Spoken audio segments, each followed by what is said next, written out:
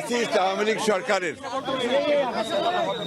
নির্যাতনে মিথ্যা মামলায় বাংলাদেশের সবচেয়ে জনপ্রিয় নেত্রী দেশনেত্রী বেগম খালেদা জিয়াকে মিথ্যা মামলায় সাজা দিয়ে 6 বছর তাকে আটক করে রাখা হয়েছিল।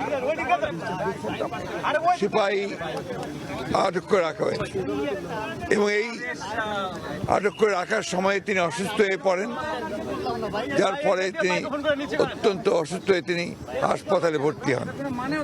তারপরেই আমরা বারবার ফ্যাসিস্ট আওয়ামী লীগ সরকারকে, হাসিনাকে আমরা অনুরোধ করেছিলাম চিকিৎসার জন্য তাকে বাইরে যাওয়ার সুযোগ করে দেওয়া হোক, কিন্তু এই ফ্যাসিস্ট হাসিনা তিনি কোনো কথাতেই কর্ণপাত করেননি। আল্লাহর অশেষ রহমতে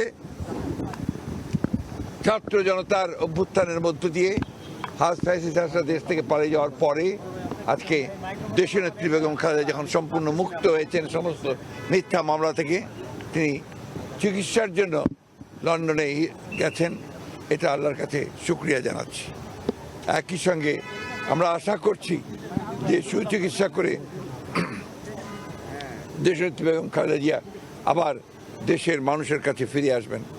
যাওয়ার সময়ে তিনি আবারও বলেছেন যে আপনি সকলকে বলবেন গণমাধ্যমের মাধ্যমে দেশবাসীকে যে তারা যেন আমার জন্য দোয়া করেন, আর আমিও আল্লাহ তার কাছে এই দোয়া চাইছি, আল্লাহ যেন এই দেশকে দেশবাসীকে যেন ভালো রাখেন, তাদের কল্যাণ করেন। রাজনৈতিক কোনো বার্তা দিয়েছেন কিনা?